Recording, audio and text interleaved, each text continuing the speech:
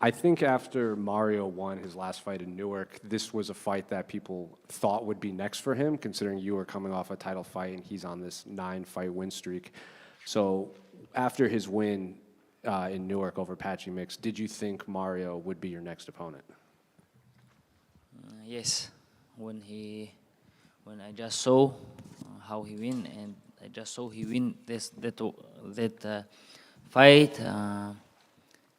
Habib texted me or I text him. I think this guy gonna be next for me. What did you make of his fight against Patchy? Because the Aldo fight was very wrestling heavy. The Patchy fight was all standing. So what did you make of his two performances? What I can say, Jose Aldo, long time not on his prime, right? He's old man and he's a legend. And Patchy Mix was not like always. I don't know what's wrong with him, but Mario Batista was much better than both. With Jose Aldo was close fight. Yeah, right? a lot of people thought Jose yes, won. Yes, it was close. But with Patchy Mix, he showed a very good fight. Even with other guys too, he's good striker. You know, he's a good striker, and he all the time moving. And what I can say, he's talented. Then after your last fight in January, how long did it take for you to feel fully healthy to get back in camp? Since summer, I'm in camp. Were you hoping to fight in the Abu Dhabi card? Because obviously there were rumors that you would be in Vancouver and it would be a 5-round fight. For me, it's of course better if I preparing here in Dubai, in Abu Dhabi, you know, because everybody can come, can help, and a lot of my friends can come to support me, and better for me here. But it was not big difference, you know, and I can fight anyway. A lot of people are still saying you're the only one that can beat Merab. Even all the interviews Merab does, they're asking about you. So I guess is a win here, does it make sense that you get that rematch considering everyone seems to be talking about it? Of course, if we both gonna win, it's a very interesting fight for all fans and for UFC. But you know, I don't want to wait too long. You know, I want to be active, and we'll see what UFC gonna ask. We'll see after this fight. You know, if it's gonna be possible, I'm gonna fight in January or February. You know. Umar, salam. I wanted to ask you about Merab. It seems like every time someone asks him about you, he gets a little bit angry. He talks about how you have to win 2-3 fights in a row. Why do you think that is, that every time your name is brought up, it kind of gets him pretty riled up? If you will ask to him, I think he will to say he have to fight 10 times, you know, until he will retire it. And what I can tell, it's just his mind, you know, his opinion, and he can say whatever he want, but reality is gonna be different. Do you think it has something to do with the fact that you gave him his toughest fight in terms of his championship run? Do you think it has something to do with that? Or why do you think, is there anything behind the scenes that people don't know? Like, why is it that he seems to have so much anger when it comes to you? Because of he know, everybody know why he talking like this, because of he know what's gonna happen in fight next, you know, and he know it was like very close, and you know, it's funny for everyone, not just for me. Everybody can see it. I asked your coach, Javier Mendez, what the biggest mistake you made in the fight against Merab, and he said that you didn't tell them that you broke your hand. In your opinion, what do you feel like is the biggest mistake you made? I didn't tell them because I don't want to give them bad energy, you know, like as a coach, you know, like corners, and they will gonna see like, I know this, how happened. Okay, I was corner right a lot of time, and my fighter, like who I corner, my close friend or my brother, he told me he broke hand, and you know, it's gonna like push me, like, you know, bad energy give it to me. And I knew Habib gonna tell me, and what else? We have to go like to fight. You can do anything, fight until they broke all arm, you know. And I knew it, and I keep it. Even if I didn't tell him, I try to do everything what I can to take victory. And what did you think of Merab's fight against Corey Sandhagen? He showed off like new improvements in his striking. Were you impressed with his performance? You know, when you attack all the time legs, you try to take down, it's very hard to fight with you on the strike. You know, I know it, like, because I do this a lot. You have to always be focused, and that's why I'm not surprised. You know, even about the results, I'm not surprised. He don't show anything new. He didn't control him on the ground. He didn't try to do some submission or choke, and he even didn't take him down and hold and punch him. You know, take down, get up, take down. It's good. He can do whatever he wants. Like victory, it's victory. You know, but I was not surprising. One last one for me. How do you see the rematch between Merab and Jan going? Do you give Jan a chance to avenge that loss? Yes, of course. Everyone has chance, and I think Piotr is a tough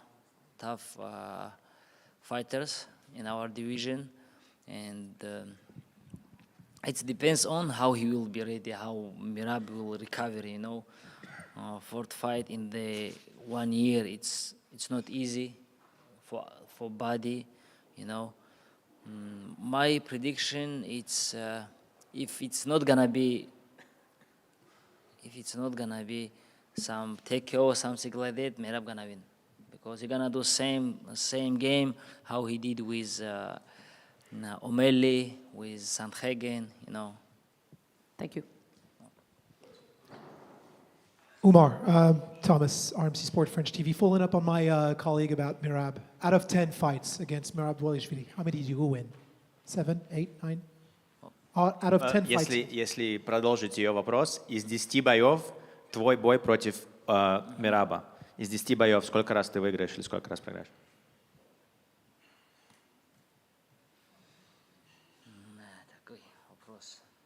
I want to, you know, he said he wanna fight until he will become 50 or something like that. I wanna beat him until we become 50. I like that. I'm kind of out of the journalist position. My position, I think you have the most mismatched fight. I know you're humble. I know you have to stay like that culturally wise. How do you not overlook Mauricio Batista, because I think you're much, much better? I don't think I'm much better than him in striking. You know, I think we have like almost same level. He's very good on striking. His movement, he do smart game. You know, he work for scores. You know, he don't spend a lot of energy in strike. He didn't try to punch hard. You know, I don't know why he said he wanna finish me in the first round. I don't see anybody who he finished even last 8 fights. And I think my wrestling skills and my grappling skills better. This is sure, but striking, he's good.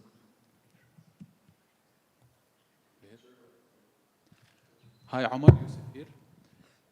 Do you think that Merab just hurried up in accepting a fight against Jan just to avoid a fight against you? I don't know. It's his business. He can do whatever he wants. And, you know, it's hard to sometimes to talk about what you want, you know, how I can talk, why he did this, you know. And we're going to see that after his fights, my fights, and if he will try to avoid, try to talk, he going to fight April and March, then it's going to be like that. Even if he will try to avoid, I don't want to wait. How I said, I want to be active, I want to fight, and I hope I will fight. Will Islam be cornering you in this fight? No, Islam already live. Islam in New York, New Jersey, that area, and preparing for his fight. Last question. Some people said that your loss against Merab is because you listened to Khabib, not to Javier Mendez, when he asked you to. Javier Mendez asked you to keep distance and strike, while Khabib told you to do more takedowns and wrestling, which exhausted your energy. No, it's not happened because of I didn't listen or I listened somebody, one of them. You know, there's a lot of factors. You know, and one of them I think I broke hand and I can't I didn't change the plan. You know, and other one I have to work with wrestling skills. I have to be more focused, more disciplined, and work with myself. It's not about my coaches. All the best, Umar. Thank you. Does the fact? Oh, no, Mike. Is it? Hi. Does the fact that you're coming off your first career loss have any effect on your mindset coming into this fight? No, of course. No. And lost and lost. You know, not. It's something what can't happen, not happen, right? And if I will give up and I will tell I'm retired, then it's gonna be something how is как сказать, которое сломало меня или там значимое что-то. Broke me or changed me in any way. Yes. Nothing changed. Same Umar. With the same dream, will train hard to become a champion. В одном из интервью Хабиб говорил о том, что каждому спортсмену после поражения свой подход и так далее, свои слова. А вот вспомнишь ли ты, какие слова тебе Хабиб говорил после поражения? Какой подход у него к тебе? Потому что он отметил очень близкую связь с тобой. Сказал, что мы обязательно вернемся. Habib is quoted to say that to every fighter after their loss, there's a specific approach, there's specific things you have to say to him. What were the words that he said to you after your first loss? And the answer is, he said that we'll definitely be back. Марк, ты сказал, что ты хочешь быть активным в качестве чемпиона, в качестве бойца. Вот в этом году Мераб 4-й бой уже проведет против Петра Яна. Насколько в случае завоевания пояса вот такую высокую плашку, которую там предыдущий чемпион задал, вот ее ты планируешь поддерживать? You said that you would like to. You said that you would like to be active, and Merab at this point is defending his belt for the 4th time against Peter Yan this year. If you were to win the belt, how often do you want to try and defend it? Do you want to keep up this type of pace of defending at least 4 times a year? Всегда есть много факторов, от которых ты отталкиваешься, чтобы подраться, чтобы подготовиться к какому-то бою. Если ты не травмирован, у тебя со здоровьем все хорошо, то 3 боя спокойно можно делать. There's always factors that affect that to see, if you're prepared, if you're not injured. If everything goes well after the defense, you can always defend at least 3 times. 3 fights a year is perfectly normal. Марк, последний вопрос. Ты сказал, что the same Umar with the same dream. Ну вот, наверное, мечта не просто стать чемпионом UFC, но и как-то там в историю войти. Вот как ты думаешь, это какое количество защит нужно провести, сколько поединков после завоевания титула чемпиона, чтобы вписать себя в историю? И вот этот dream, он из чего вообще состоит, который ты сказал? You said the same Umar. You just said the same Umar, the same dream to become a champion. So besides just that, writing yourself into the history, how many times do you think you have to defend a belt as a champion in order to write your name, etch your name to the history forever? Наверное, чтобы войти в историю в саму спорта ММА, будет достаточно просто сперва стать чемпионом, забрать пояс, потому что это уже будет эпично, когда 2 братьев стали чемпионами. Потом у нас еще и Усман есть, который хочет завоевать все пояса мира. Поэтому я думаю, просто стать даже чемпионом будет хорошо и похвально. Но, конечно, я хочу оставить какой-то след, но сейчас далеко до этого. Хочу сперва стать чемпионом, а дальше уже поговорим. You know, I think to etch your name into history, the first thing that's most important is just to become a champion in the first place. Then it was going to be, two brothers that are going to be champions already. And then we also have a third brother, Usman, who's trying to win all the belts already. So I think that the most important part in order for your name to stay in history is to become a champion, and then we'll see what happens. Умар, приветствую. Вот если представить, что Петр Ян в декабре победит Мераба Дvalishvili, и затем ты будешь с Петром биться за пояс, будет ли у тебя желание у UFC попросить, чтобы этот бой провели там, в России, в Москве или еще в другом городе? Let's assume that Peter Yan beats Umar in December, and then there's a possibility that the two of you are going to have to fight for the belt. If that is the case, would you be willing to ask the UFC to potentially have that fight somewhere in Russia or close to Russia? Как я знаю, первый бой они тяжело будет туда перевести, но титульный бой они навряд ли в России проведут. В Абу-Даби было бы, конечно, интересно подраться, потому что могли бы все приехать, поддержать. Относительно, где именно они это проведут, ты знаешь, как-то, даже если боец попросит, это всегда дело руководства. И я думаю, что мало что будет значить какая-то просьба, и не вижу это возможным. You know, I think it would be tough to move such a title fight to Russia, especially now. Likely they might do it in Abu Dhabi, I think, then everybody could attend, a lot of people could come, a lot of people can support. But I think it doesn't matter whether or not there's a request to do that. The request from any fighter is not going to really make a difference. I think the organization is at the end the ones who decide where the fight's going to happen. Через месяц твой бывший соперник Бекзат Алмахан подерется с Александром Топурией, старшим братом и тренером Илии. Вот видишь ли ты в Александре что-то такое, что сможет в будущем ему позволить претендовать на пояс в твоем весе? Your former opponent, Begzat Al-Mahan, is going to be fighting Ilia Topuria's older brother, Alexander. He's also Ilia's coach. Do you see anything specific in Alexander that potentially will have him fighting for the belt later on in your weight category? Я думаю, у любого отца есть шанс биться за пояс. Главное выигрывать свои бои и продолжать биться. I think any fighter has a chance to fight for the belt. I think the most important thing is to continue to win and continue to fight actively, and there's a way to fight for the belt. Илия Топурия недавно в очередной раз жестко высказался в адрес ислама. Вот интересно, слышал ли ты, задели ли тебя его слова о том, что если ислам проиграет, то там ему нужно на ферму отправляться, и, может быть, UFC следует количество охраны на турнире в Катаре увеличить, чтобы не было никаких стычек? Ilia Topuria was quoted to once again harshly speak about Islam, something about him having to go back to the farm if he loses.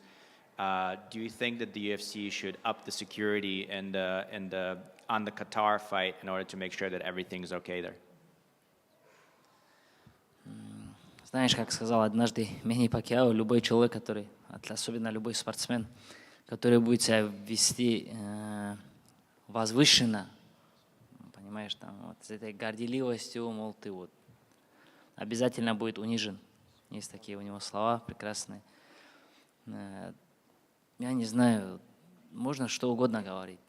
Можно также сказать, что Илью Топурию отправим в магазин одежды, заново ее продавать, там, или еще что-то. Но это не подобает. Этого не хочется делать, не хочется...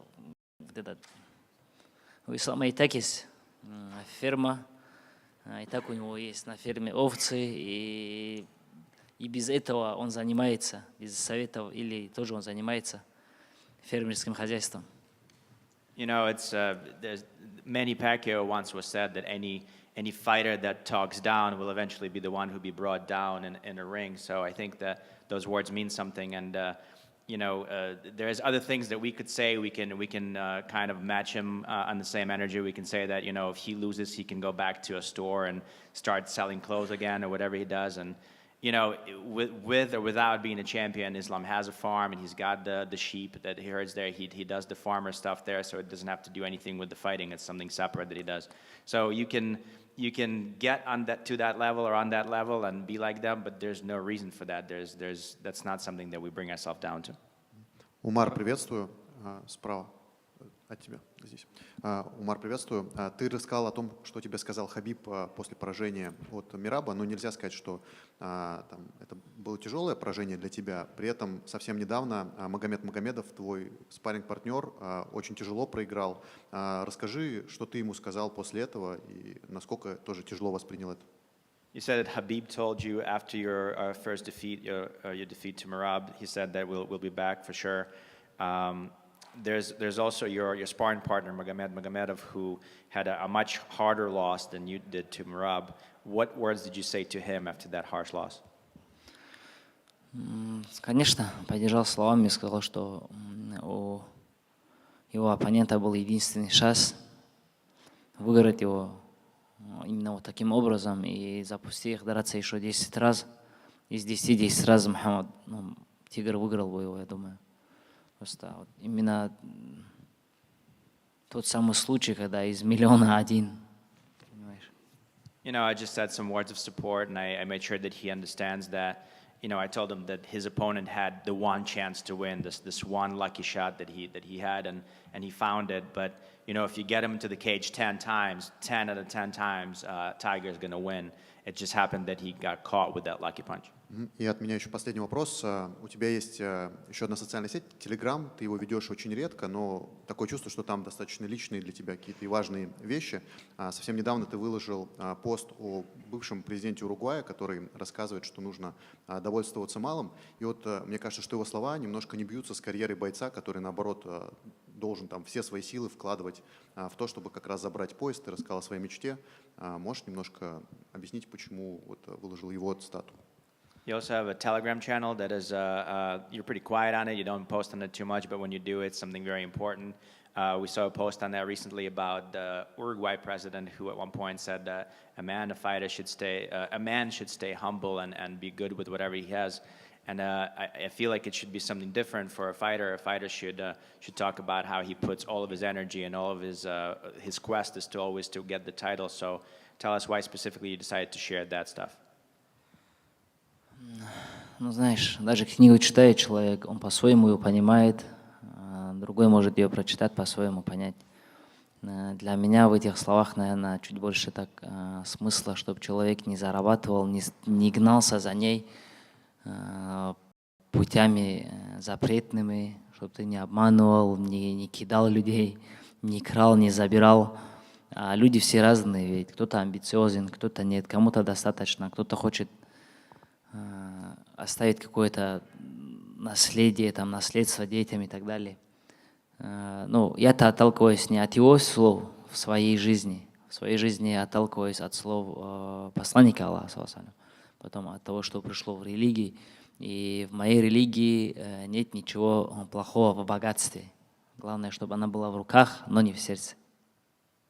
You know, everybody who's going to read a book is going to read it differently, and they're going to get their own sense out of it. So when I read those words, I understand stuff like you should stay humble, you should not steal, you should be okay with what you have. You know, you should get stuff for your family, get stuff for your children. So, but it's not his words specifically that I live by. I live obviously by the words of the Almighty. I live by the words of my religion, and in that religion, it doesn't say anything bad about. You know, the riches. It's just the point of how you got the riches, and riches should be in your hands, not in your soul. Удачи в субботу. Умар, привет. Вопрос не про Мераба, извини. В случае, если бой с Баутистой пройдет хорошо в плане здоровья, планируешь ли ты сразу же вылететь из Абу Даби в Джерси и присоединиться к кемпу Ислама? The question is not about Merab, but the question is, if your fight goes really well against Mario Batista, are you going to jump on a plane right away and go straight to Jersey or to New York and join Islam's camp for his preparation for the fight? Yes, of course. After this fight, the plan to join his team. Да, конечно же, после этого боя обязательно план вылететь туда и присоединиться к его команде. К нашей команде, скажем так. К нашей команде. Умар, Хабиб однажды сказал, когда его спросили о давлении фанатов, которые постоянно хотят сфотографироваться с бойцом, внимании прессы, он сказал, а ведь достаточно просто проиграть следующий бой, и они уже к тебе не подойдут. А ты как почувствовал? Фанаты какие-то от тебя отвернулись, или они как поддерживали тебя, так и поддерживают? Честно сказать, разницы большой не почувствовал. Khabib was once asked about the pressure that the fighter gets when all the fans want to try and get a piece of you, try to take a photo with you, try to talk to you. And all he said was that the best way to get rid of that is just lose your next fight. So did you feel like after your last loss, a lot of fans turned away from you and maybe you're not as popular or as requested at this point? And the answer is no, did not feel anything different. Спасибо. Thank you so much. Спасибо всем большое.